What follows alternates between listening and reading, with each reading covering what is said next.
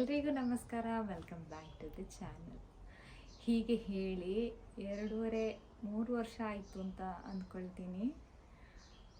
ಈ 3 ವರ್ಷದಲ್ಲಿ ತುಂಬ ಲೈಫಲ್ಲಿ ಚೇಂಜಸ್ ಆಗಿದೆ. 3.5 ವರ್ಷದಲ್ಲಿ ತುಂಬಾ ಬ್ಯುಸಿಯಾಗಿ ಹೋಗಿಬಿಟ್ಟಿದ್ದೆ. ಅದಕ್ಕೋಸ್ಕರ ವೀಡಿಯೋಸ್ ಎಲ್ಲ ಹಾಕಲಿಕ್ಕೆ ಆಗಿರಲಿಲ್ಲ. ಇದರ ಎಡೆಗೆ ನಾವು ಮನೆ ರಿನೋವೇಟ್ ಮಾಡಿದ್ವಿ. ಮಕ್ಕಳೆಲ್ಲ ದೂರ ಕಲಿಯಕ್ಕೆ ಹೋಗಿದ್ದಾರೆ. ಸೊ ಅದರ ಓಡಾಟದಲ್ಲಿ ತುಂಬ ಬ್ಯುಸಿಯಾಗಿ ಹೋಗಿದೆ ಲೈಫು. ಈಗ ನಾವೆಲ್ಲ ಮತ್ತೆ ಬಂದು ಇಲ್ಲಿ ಸೆಟ್ಲಾಗಿ ಈಗ 1.5 ಇಯರ್ಸ್ ಆಗಿದೆ.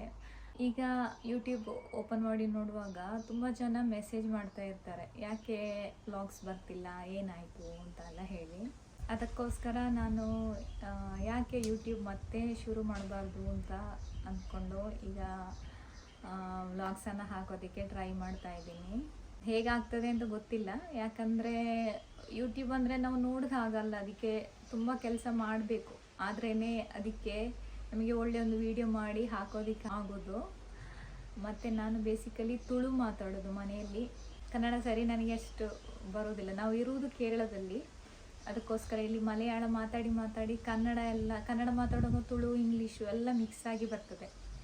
3 ವರ್ಷದ ಮುಂಚೆ ವೀಡಿಯೋಸ್ ಎಲ್ಲ ಹಾಕುವಾಗ ತುಂಬ ಜನ ನನ್ನ ಕನ್ನಡವನ್ನು ಕಮೆಂಟ್ ಮಾಡಿ ಹೇಳ್ತಾಯಿದ್ರು, ಒಳ್ಳೆ ಕನ್ನಡ ಮಾತಾಡಿ, ಇಂಗ್ಲೀಷ್ ಮಿಕ್ಸ್ ಮಾಡಬೇಡಿ, ಇಲ್ಲಾಂದರೆ ತುಳು ಮಿಕ್ಸ್ ಆಗುವಾಗ ಅದು ಹಾಗಲ್ಲ ಅದನ್ನು ಹೇಳೋದು ಹಾಗೆ ಹೀಗೆ ಅಂತೇಳಿ.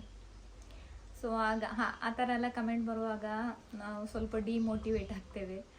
ಅಂದರೆ ಸುಮ್ಮನೆ ಸ್ಟ್ರೆಸ್ ಯಾಕೆ ಅಂತ ನಾನು ಹಾಗೆ ಅಂದ್ಕೊಂಡಿದ್ದೆ, ಸ್ಟಾಪ್ ಮಾಡುವ, ಇನ್ನು ಯೂಟ್ಯೂಬ್ ಬೇಡ, ಯಾಕೆ ಸುಮ್ಮನೆ ಮಂಡೆ ವೆಚ್ಚ ಮಾಡೋದು ಅಂತ. ಬಟ್ ನಮ್ಮನ್ನು ಇಷ್ಟಪಡೋರು ಇರ್ತಾರಲ್ಲ, ಅವರು ಹೀಗೆ ಯಾಕೆ ಬರ್ತಾ ಇಲ್ಲ ವ್ಲಾಗ್ಸು ಹಾಗೆಲ್ಲ ಕೇಳುವಾಗ ಅವ್ರಿಗೋಸ್ಕರ ವ್ಲಾಗ್ಸ್ ಎಲ್ಲ ಮಾಡುವ ಅಂತ ಅನ್ನಿಸ್ತದೆ. ಸೊ ಟ್ರೈ ಮಾಡ್ತೀನಿ ನಾನು. ನನಗೆ ಹಾಗೆ ಪ್ರೊಫೆಷ್ನಲ್ಲಾಗಿ ವ್ಲಾಗ್ಸ್ ಎಲ್ಲ ಮಾಡಲಿಕ್ಕೆ ಬರೋದಿಲ್ಲ. ನನ್ನ ಕೈಯಲ್ಲಾಗುವಷ್ಟು ನಾನು ಟ್ರೈ ಮಾಡ್ತೀನಿ. ಈಗಲೂ ಕಂಟಿನ್ಯೂಸ್ ಹಾಕಲಿಕ್ಕೆ ಆಗ್ತದಾ ಅಂತ ನನಗೆ ಗೊತ್ತಿಲ್ಲ, ಬಟ್ ನೋಡ್ತೀನಿ. ಇಷ್ಟು ಗ್ಯಾಪ್ ಬಂದದ್ರಿಂದ ಯಾರೆಲ್ಲ ನೋಡ್ತಿದ್ದಾರೆ ಅಂತ ನಂಗೆ ಗೊತ್ತಿಲ್ಲ, ಕಮೆಂಟ್ ಮಾಡಿ. ನೀವು ನನ್ನನ್ನು ನೋಡಲಿಕ್ಕೆ ಇಷ್ಟಪಡ್ತೀರಾ ಅಂತ ಇದ್ದರೆ ಕಮೆಂಟ್ ಮೂಲಕ ತಿಳಿಸಿ. ಸೊ ನಾನು ನಮ್ಮ ರಿನೋವೇಟ್ ಆದ ಮನೆಯನ್ನು ಹೋಮ್ ಟೂರ್ ಮಾಡ್ತೀನಿ. ಮನೆ ಡೀಟೇಲಾಗಿ ತೋರಿಸ್ಬೇಕಂದ್ರೆ ಪಾರ್ಟ್ ಮಾಡಬೇಕಷ್ಟೇ. ಈ ವಿಡಿಯೋದಲ್ಲಿ ನಾನು ನಮ್ಮ ಹೋಮ್ ಟೂರ್ ಮಾಡ್ತಾ ಇದ್ದೀನಿ. ಸೊ ಇದು ಪಾರ್ಟ್ ಆಗಿ ಬರುತ್ತೆ. ಇವತ್ತು ನಾನು ನಮ್ಮ ಲಿವಿಂಗ್ ರೂಮಿಂದ ಸ್ಟಾರ್ಟ್ ಮಾಡ್ತೀನಿ. ಸೊ ಎಲ್ರಿಗೂ ಸ್ವಾಗತ.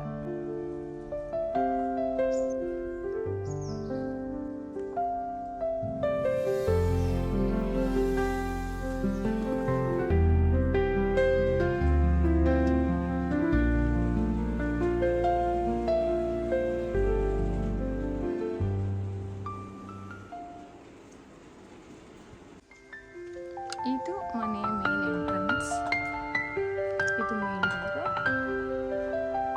ಈಗ ನಾವು ಫಸ್ಟ್ ಎಂಟ್ರ್ ಆಗೋದು ಲಿವಿಂಗ್ ಏರಿಯಾಗೆ, ಲಿವಿಂಗ್ ಸ್ಪೇಸ್ ಅಂತ ಹೇಳ್ಬೋದು. 2 ದೊಡ್ಡ ವಿಂಡೋಸ್ ಇದೆ, ಗಾರ್ಡನ್ ವ್ಯೂಸ್ ಇದೆ. ಇಲ್ಲಿ 2 ಹೀಗೆ ಸೋಫಾ ಅರೇಂಜ್ ಮಾಡಿದ್ದೀವಿ. ಆ್ಯಂಡ್ ಈ ಕಾರ್ನರಲ್ಲಿ ಒಂದು ಟೀಪಾಯ್ ಥರ ಇದೆ, ಮತ್ತು ಇಲ್ಲೊಂದು ಚೇರ್. ಇದು ಪ್ಲಾಂಟರ್ ಬಾಕ್ಸ್. ಇದರ ಪ್ಲ್ಯಾಂಟ್ ವೀಕ್ಲಿ ಒನ್ಸ್ ನಾವು ಹೊರಗಡೆ ಗಾಳಿ ಬೆಳಕು ಕಾಣಿಸೋದಕ್ಕೆ ಹೊರಗಡೆ ಇಡ್ತೀವಿ. ಆಟೋಮ್ಯಾಟಿಕ್ ಕರ್ಟನ್, ಈ ಸ್ವಿಚ್ ಹೀಗೆ ಮಾಡಿದ್ರೆ ಇದು ಹೀಗೆ ಆಟೋಮ್ಯಾಟಿಕ್ಕಾಗಿ ಕರ್ಟನ್ ಇಲ್ಲಿ ಕ್ಲೋಸ್ ಆಗುತ್ತೆ. ಇದು ನಾವು ಟೈಮರ್ ಸೆಟ್ ಮಾಡಿನೂ ಇಡ್ಬೋದು. ಈವ್ನಿಂಗ್ ಆಗುವಾಗ ಟೈಮರ್ ಸೆಟ್ ಮಾಡಿ ಇಟ್ಟರೆ ಆಟೋಮ್ಯಾಟಿಕ್ಕಾಗಿ ಇದು ಕ್ಲೋಸ್ ಆಗ್ತದೆ.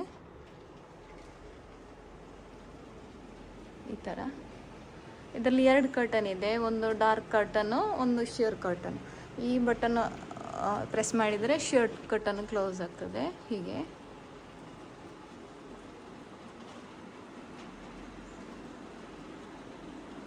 ಇನ್ನು ಈಚೆ ಕಡೆ ಹೋದರೆ ಇಲ್ಲೊಂದು ಟೀಪಾಯ್ ಇದೆ.